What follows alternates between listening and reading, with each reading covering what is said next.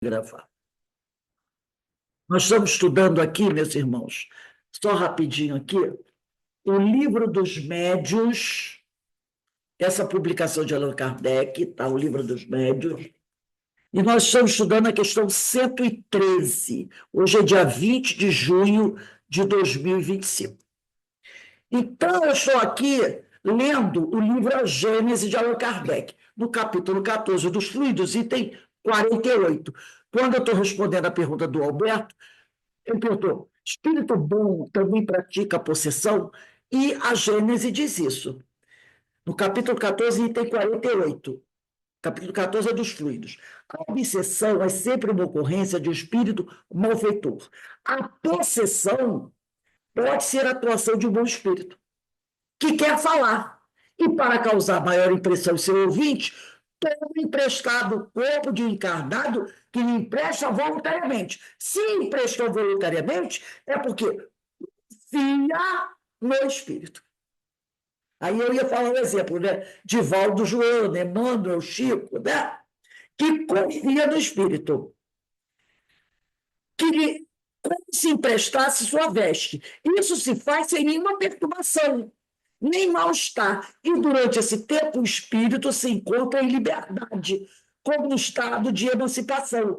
E mais frequentemente ele se coloca ao lado de seu substituto para escutá-lo. Então o médium desdobra, se afasta do corpo, o espírito toma o seu corpo e livremente dá a comunicação, sem a interferência do médium, que fica ali ao lado escutando o que o espírito está falando. Isso é a possessão boa. Mas, continuando no livro A Gênese, quando o espírito possessor é mau, as coisas se passam diferentemente. Ele não tem emprestado o corpo. Porque quando ele é bom, ele solicita e o médium permite. Quando o espírito mal é mau, ele não pede, não é? Ele não pede. Ele não toma emprestado, ele mais se apodera. Se o titular, o dono do corpo, o médium, não possuir força moral de resistir. Ele o faz por maldade para com o médium, quem tortura e martiriza de todas as maneiras, até querer fazer com que pereça, com que morra, seja pelo estrangulamento, seja colocando no fogo, seja em outros lugares perigosos, servindo-se dos membros e dos órgãos do desditoso paciente, quer dizer, do médium, insulta de fome e maltrata os que o cercam, lidera-se a essas excentricidades e a atos que tenham todas as características de loucura furiosa. Então, gente, a obsessão, ela só é praticada pelo espírito mau, porque né, nenhum espírito bom obsedia ninguém. Tanto que lá no item 45 do capítulo 14 da G, está lá, do segundo parágrafo do 45, a obsessão é a ação persistente que o malvado espírito exerce sobre um indivíduo. Então, a obsessão só é praticada pelos espíritos maus, mas a possessão, ela pode ser realizada pelo espírito bom e também pelo espírito mau, tá? Então, tirou a tua dúvida aí, Alberto? Sim, sim, bem esclarecido. Obsessão só espírito mau. Agora, a possessão pode ser pelos dois, tá? Então, estou dizendo aqui, né? Nós também já temos dito que o espírito, sob o seu envoltório, seu material, pode tomar todas as espécies de formas para se manifestar. Pode, pois, o espírito zombeteiro com chifres e garras, se assim lhe aprover. Por isso que nós lemos a questão 237 aqui do Livro dos Médios, falando sobre isso, sobre como esses espíritos maus constrangem as pessoas, né? Eles constrangem e assustam as pessoas para divertir-se à custa da credulidade daquele que o vê. Do mesmo modo que o espírito bom pode mostrar-se com asas como uma figura radiosa. E eu vou nesse livro aqui, do Martins Peralva, Estudando a Mediunidade, do Martins Peralva. Aí, nesse livro aqui, no capítulo 35, eu gosto muito desse livro, do Martins Peralva, Estudando a Mediunidade. Esse livro aqui, se eu não me engano, esse livro aqui, ele faz um estudo da obra Nos Domínios da Mediunidade, do André Luiz. Esse livro, Estudando a Mediunidade, é um estudo que o Martins Peralva faz, e Martins Peralva é um grande estudioso da doutrina. Ele faz um estudo do livro Nos Domínios da Mediunidade, de André Luiz. Tá? No capítulo 35, que é um capítulo que tem por título Licantropia, ele diz assim: a simples fascinação de hoje, caracterizada por fenômenos alucinatórios, que era sobre isso que a gente estava falando, né? Kardec estava falando sobre alucinação, que nós começamos o nosso estudo na questão 111, teoria da alucinação, mostrando que existe realmente alucinação, né? Pessoas esquizofrênicas têm alucinação, mas tem outras coisas que são chamadas de alucinação e não são alucinação. São realmente manifestações espirituais. Então, ele está dizendo aqui, a simples fascinação de hoje, caracterizada por fenômenos alucinatórios, atitudes ridículas ou absurdas, e mesmo pelo fanatismo religioso, pode agravar-se e progredir de tal maneira que se converta na licantropia de amanhã. Olha aí. Comprometidos com o passado, através de débitos e do nosso cumpliciamento no mal, com entidades inferiores, com as quais estamos sintonizados no tempo e no espaço. Aí ele disse uma palavrinha aqui que a gente não gosta de ouvir, né? Comprometidos com o passado, através de débitos e do nosso cumpliciamento no mal. Lembra da história dos chifópagos? Com entidades inferiores, com as quais estamos sintonizados no tempo e no espaço. Poderemos ter a nossa vontade submetida ao império hipnotizante dessas entidades. Lembra quando nós estudamos hoje, a última aula do Conversando com o Espírito da Ordem Mediúnica? Quando o espírito convida o dialogador para dar uma voltinha lá nas trevas, fazer um tour, para conhecer um pouquinho. E o dialogador disse: não, não precisa ir lá, não, eu não vou, não. Mas ele não foi firme. E aí a Terezinha Oliveira falou para ele, falou assim, o dialogador podia ter dito assim: não, não preciso ir porque eu já conheço. Porque nós já passamos pelas trevas em vidas passadas. Qual o perigo de eu ir? Ele poderia ir, né? Confiando no ser das trevas, olha só. E lá sofreu o quê? Uma ação hipnotizante dessa entidade. E aí não saí. Entra, mas não sai. Porque quem diria que se ele aceitasse o convite, a espiritualidade ia dizer assim: não, tudo bem, pode ir, está tranquilo, já está segurando. Claro que não. Se ele fosse, ele poderia sofrer uma ação hipnotizante e ficar prisioneiro lá. Virar uma marionete deles. Então, se nós sintonizarmos com esses espíritos, poderemos, no tempo e no espaço, ter a nossa vontade submetida ao império hipnotizante dessas entidades. Aí diz aqui, enquanto a fascinação tem sentido mais psicológico, fascinação tem sentido mais psicológico, né? Você é a última Coca-Cola gelada do deserto, né? A licantropia é a zoantropia também. Zoantropia é qualquer tipo de animal. Você pode passar por uma deformação perispiritual. Cachorro, cavalo. E licantropia é uma espécie, é um lobo, tá? Enquanto a fascinação tem sentido mais psicológico, a licantropia e a zoantropia vai mais além. Reveste-se de aspecto mais objetivo, exteriorizando-se na própria organização somática ou perispirítica, se a vítima foi encarnada ou desencarnada. Epa, peraí. Tem uma coisa aqui que o Batista Peral está dizendo para a gente. Você poderá, estando encarnado, sofrer esse processo de licantropia e zootropia. E aí, ter uma deformação do seu corpo. O seu perispírito é deformado, isso atinge o seu corpo. E lembra daquela história de Salomão? Acho que é Salomão, não é? Que a Bíblia conta, que, acho que foi Salomão, sim, que ele fica alguns anos agindo como se fosse um cão. Acho que é Salomão, sim. Está lá na Bíblia, isso, a história. É Salomão. Ele Acho fica. que é Nabucodonosor. Não, não, não. É um rei hebreu. É um rei hebreu.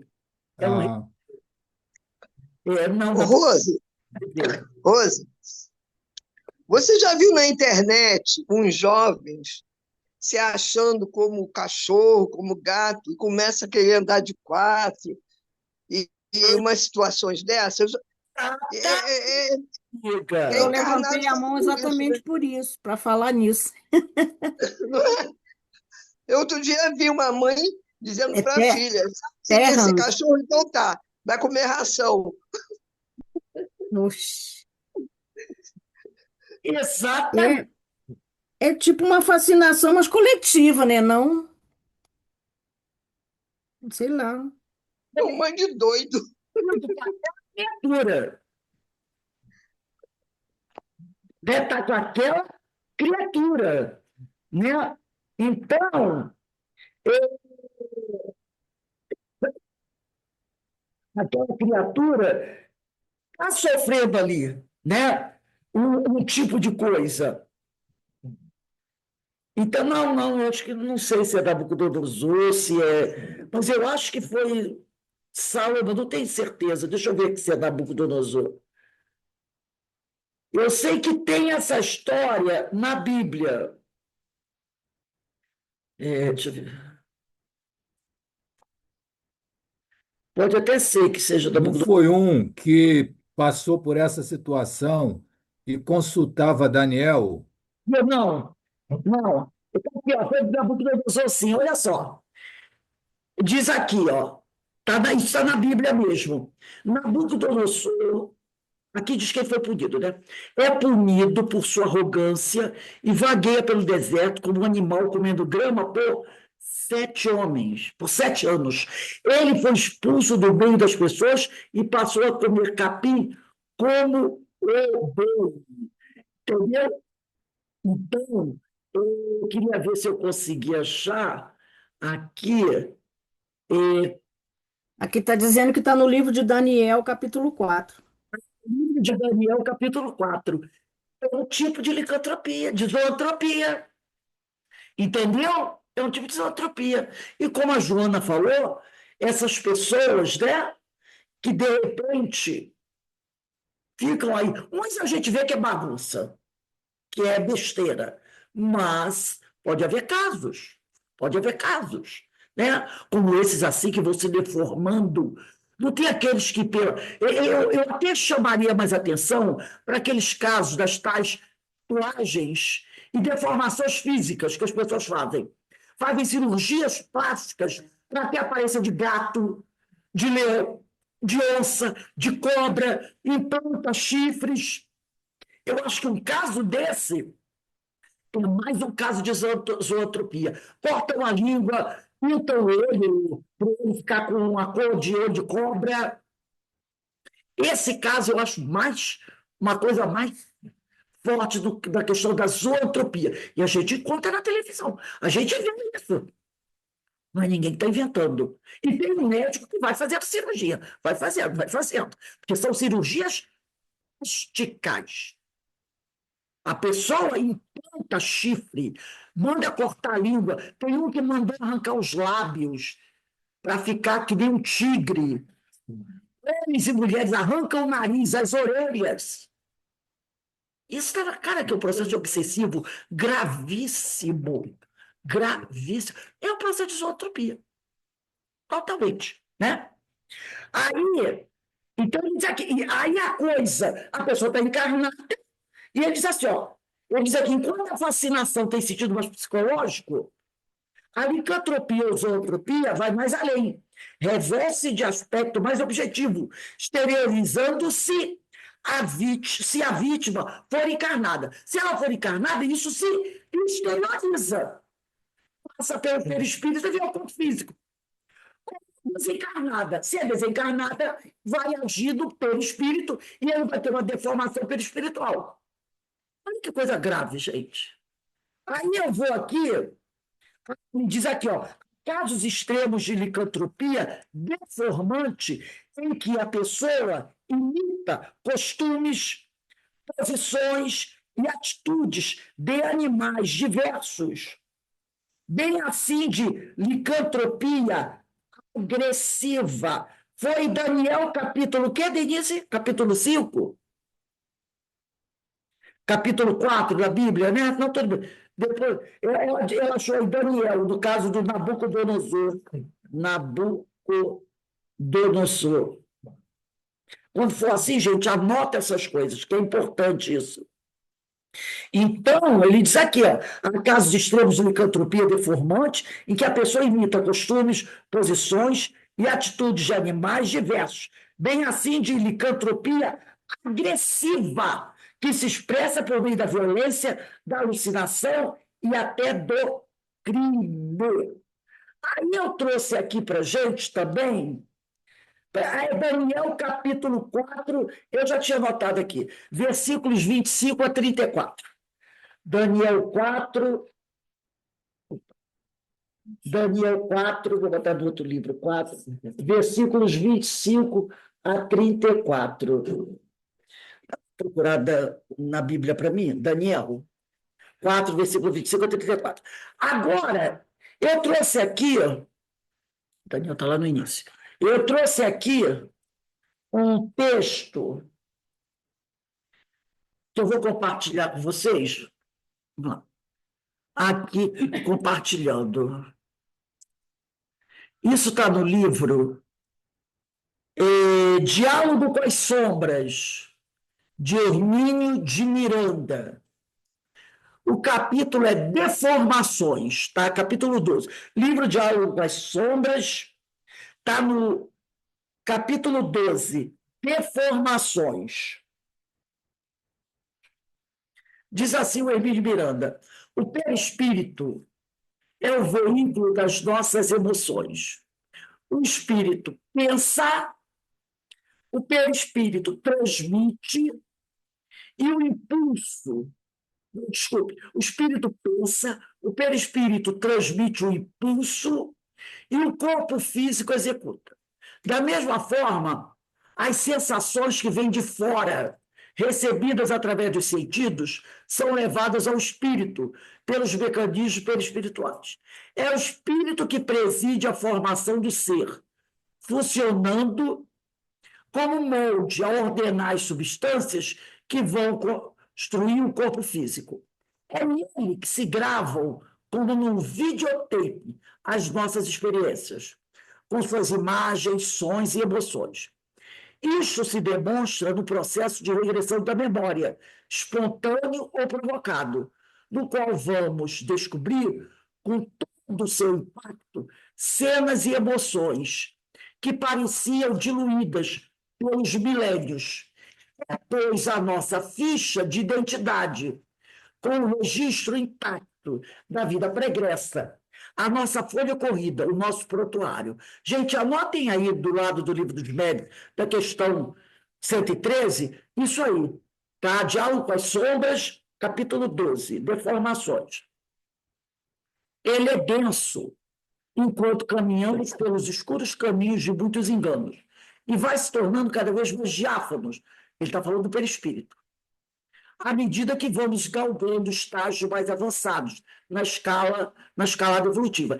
É nele, no perispírito, portanto, se gravam alegrias e conquistas, tanto quanto as dores. Mas como tudo no universo obedece à lei irrevogável da sintonia vibratória. Olha aí, parece que ao nos desfazermos dos fluidos mais pesados e escuros que envolvem o nosso perispírito, nos primeiros estágios evolutivos, vamos também nos libertando das mazelas que naqueles fluidos se fixavam, ou seja, vamos nos purificando.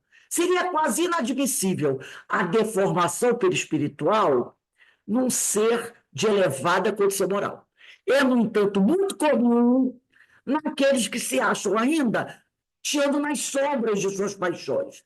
E os trabalhadores da desobsessão encontram fatos dramáticos dessa natureza a cada passo. Muitos casos desse tipo, diz o Hermínio de Miranda, tenham presenciado desde pequenos cacoetes ou apenas sensações quase físicas, até deformações e mutilações terríveis, culminando com as mais dolorosas ocorrências de zoantropia. Lá embaixo ele vai dizer que é zoantropia. Vimos linhas atrás alguns exemplos de mutilação provocada por ratos e baratas em masmorras tenebrosas do mundo trágico das dores. Claro, aquelas pessoas ficavam presas nas masmorras, os ratos e as baratas atacavam as pessoas. Encontramos na prática mediúnica inúmeros exemplos aflitivos de desequilíbrio perispiritual. Um antigo sacristão português desencarnado era recompensado pela tarefa de lançar discórdias com abundantes refeições regadas a bom vinho de sua terra. Um ex-oficial nazista, que não se identificou, mostrou-se desesperado por fome, renunciou a toda a arrogância com que a princípio se apresentou e humilhou-se para pedir-nos em voz baixa, para que ninguém o ouvisse, um simples pedaço de pão, que ele negou aos prisioneiros, né, gente? Ele negou aos prisioneiros isso. Tivemos casos de deformações físicas, como a daquele irmão atormentado que trazia o braço paralítico. Quando me ofereci para curá-lo com um passe, ele declarou que, assim, teria mais um braço para brandir o chicote com que castigava suas vítimas. O braço dele é paralisado. Aí o Hermínio disse assim, eu vou aplicar o passe no médio para atender o espírito, né? Para ele ficar com o braço bom. Ele, que bom, você vai curar o meu braço, assim eu vou poder ter mais um braço para bater nos outros. Entendeu? Ô, Rose, Diálogo com as Sombras, capítulo 12. Deformações. Capítulo 12, deformações, tá? Então ele falou, Tá. ele queria um braço bom, é claro que o braço dele não ficou bom, né, gente? De outras vezes, apresentaram-se homens infelizes que não podiam expressar senão por gestos, porque a língua lhes tinha sido extirpada. Um destes, depois de reconstituída a sua condição, em vez de um desses que perdeu a língua, depois que tudo ficou tratado e ele melhorou, isso tudo é espírito, tá? Em vez de agradecer a Deus o benefício que acabava de receber, declarou que se vingaria daquele que, em antiga existência, mandara mutilá-lo. Então, quando a língua dele ficou boa, espiritualmente falando, ele disse o quê? Ah, que bom que minha língua ficou boa, porque agora eu posso me vingar. Foi mostrado, então, que em existência anterior àquela, ele próprio mandara cortar a língua daquele mesmo que depois ordenou a sua mutilação. Ele perdeu a língua porque ele já tinha cortado a língua dos outros também. Nem assim ele se deu por achador, né? Aquele a quem ele privava da língua. Nem assim se deu por contente, né? Ele começou a dizer que aquele que ele privara da língua não passava de um cão, pois era um mero escravo. Havia, porém, chegado a sua vez, e ele, não resistindo à realidade, entrou numa crise de arrependimento que o salvou. Um dos casos mais dramáticos que presenciei foi o de um companheiro que havia sido reduzido, por métodos implacáveis de hipnose, à condição de um fauno. Fauno é aqueles animais, é metade animal e, né, até o tronco é homem, e do tronco para baixo é o animal. Estava de tal maneira preso à sua indução, era uma indução, que não podia falar, pois o fauno não fala. A respeito de tudo. Gente, por favor, desliga o microfone aí. A A despeito de tudo, porém, acabou falando inteligivelmente, para enorme surpresa sua, fazendo o médio exibir suas mãos de cera. Aqui ele botou que é zoantropia, né? Segundo o dicionário, é uma variedade de monomania em que o doente se julga convertido em animal. Então, a zoantropia, a pessoa pode adquirir a forma de qualquer animal. Na licantropia, é um animal específico, né? No caso, o lobo. Aí ele diz aqui, fazendo o médio exibir suas mãos de cera. Veja, não tenho mãos, e sim cascos. Estivera mergulhado por séculos. Ai, correu muito. Estivera esse irmão, né, mergulhado por séculos a fio do tenebroso antro onde conviveu sob as mais abjetas condições subhumanas, com outros seres reduzidos a condições semelhantes à sua, e que nem mais se conscientizavam de terem sido criaturas racionais. Fora também um poderoso aí pelo século XV na Alemanha, e deve ter cometido erros espantosos. Eu já tive da nossa mesa mediúnica com um espírito nessa condição trágica, né? Então ele disse aqui, né? Onde tá?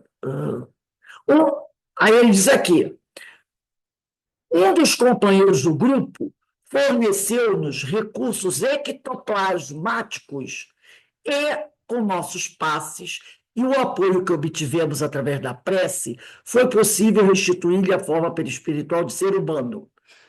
Porque ele até esquece que é um ser humano. Ele passa a acreditar que ele é um animal mesmo. Alcançado esse ponto, um dos benfeitores presentes informou-nos do seu nome, pois ele não sabia quem era. Retomada a sua identidade, caiu numa crise de choro comovedora e teve um impulso de generosidade, lamentando não ter condições de volver sobre seus passos para salvar os companheiros que continuavam retidos nas medonhas masmorras de onde conseguiram resgatá-lo. E aqui tem mais um casinho, né, que eu não ia colocar não, mas só para esclarecer, tivemos, certa ocasião, né, um doloroso caso de licantropia. Ao apresentar-se incorporado no médio, o espírito não consegue articular nenhuma palavra. Inteiramente animalizado, sabe apenas rosnar, esforçando-se por me morder. Embora o médio se mantenha sentado, ele investe contra mim, procurando atingir-me com as mãos dobradas, como se fossem patas. De vez em quando, ameaça outro componente do grupo. Lembro-me de vagas cenas de atividades em desdobramento noturno, quando resgatamos de sinistra região das trevas um ser vivo, que, em estado de vigília, não consegui caracterizar. Então, esse caso aqui, tem outro que apareceu, né, que ele nem conseguiu caracterizar. Né? Nem ele conseguiu ver que ser era esse. Olha que caso triste, né? Era um ser tão deformado que ele nem conseguiu caracterizar. Eu vou encerrar aqui, mas antes de encerrar, eu quero ler o que está lá em Daniel, capítulo 4, versículos 25 a 34, que diz assim: tudo isso aconteceu ao rei Nabucodonosor. 12 meses mais tarde, o rei, passeando nos terraços do Palácio Real, fazia esta reflexão: eis aí verdadeiramente a grande Babilônia, que construí para fazer dela uma mansão real por meu poder soberano e para servir a glória de minha majestade. Falava ainda com uma voz, olha só, ele falava, devendo toda a beleza, todo aquele império que ele construiu. Falava ainda quando uma voz baixou do céu. Aí a voz dizia assim: anunciam a ti, rei Nabucodonosor, que teu reino te foi arrebatado.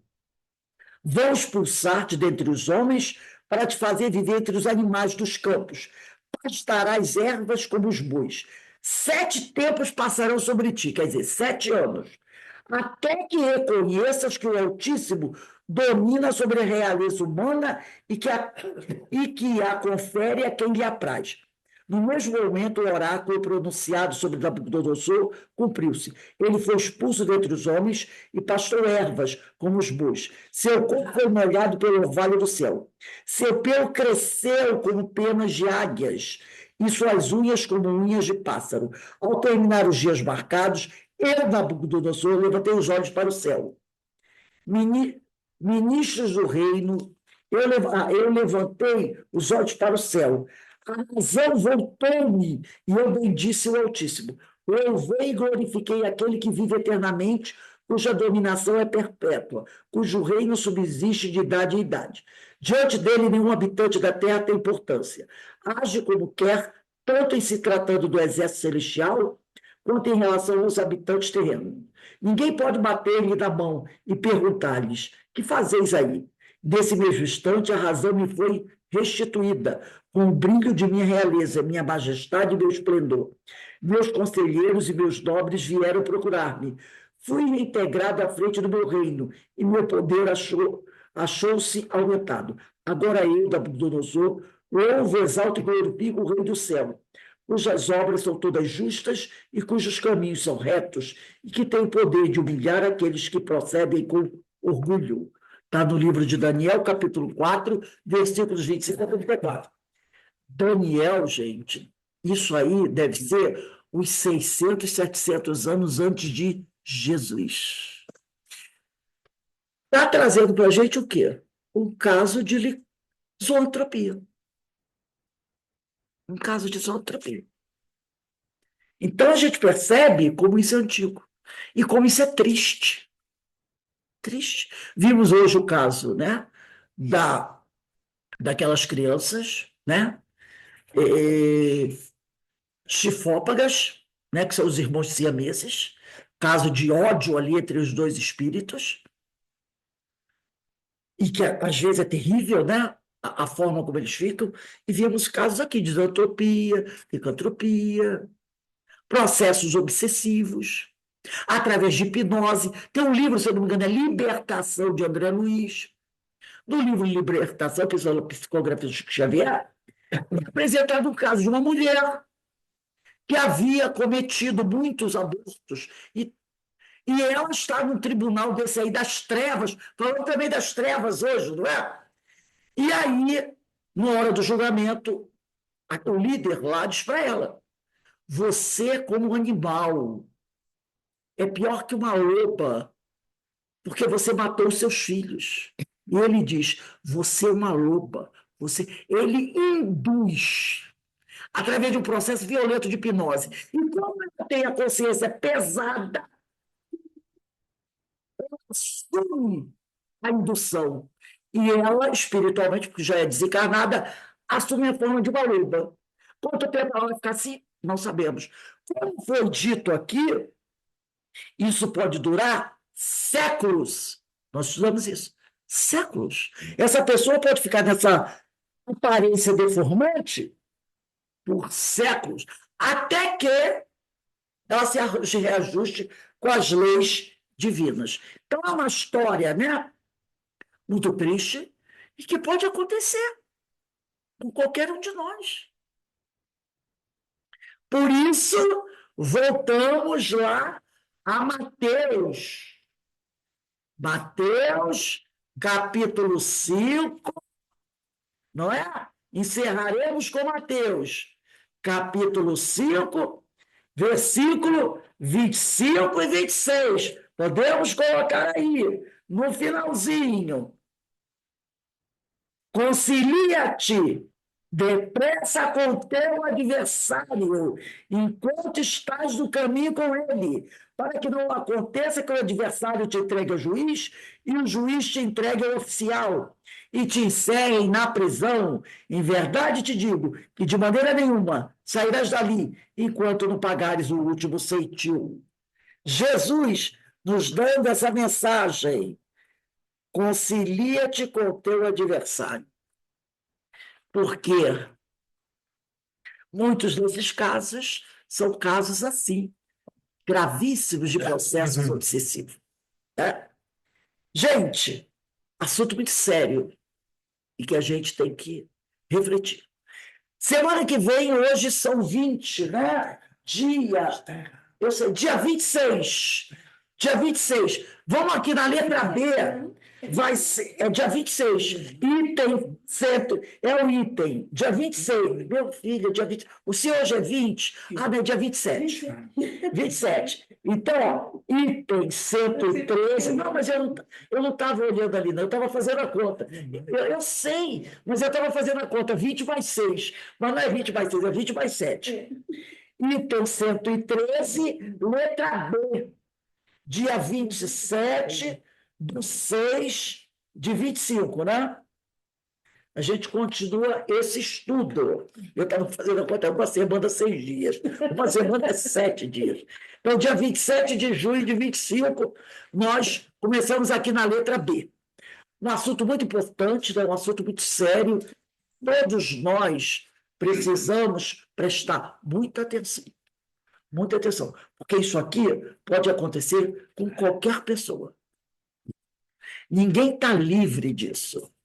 Toda vez que a gente se afasta do Evangelho de Jesus, a gente corre o risco de sofrer um processo desse.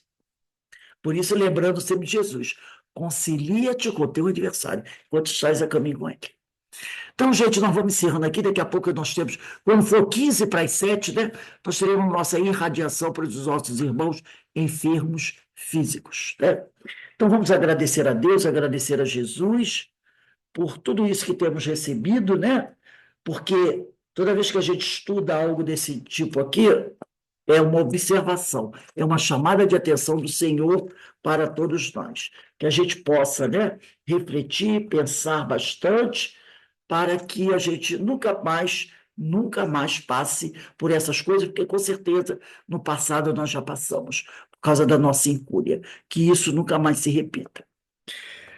Então, já que estamos encerrando, lembrando a todos que semana que vem, às 16 horas, começamos o estudo do livro Nos Bastidores da Obsessão, psicografia de Valdo Pereira Franco, pelo espírito Manuel Flamengo Miranda. Vai iniciar um novo estudo, sexta-feira, às 16 horas, porque hoje nós terminamos o estudo do livro conversando com os espíritos da reunião mediúnica. Eu vou dar uma paradinha aqui, daqui a pouco a gente volta para a nossa irradiação, para os nossos irmãos que estamos nos despedindo, porque terminamos o estudo da semana. Um beijo no coração, muita paz, muita luz para todos. Tá? Um bom fim de semana. 15 para as 7. 15 para Boa 7. noite, bom final de semana. Beijo aí todos. Bom fim de Tá. semana. Obrigado. Beijo, beijo. Tchau, gente.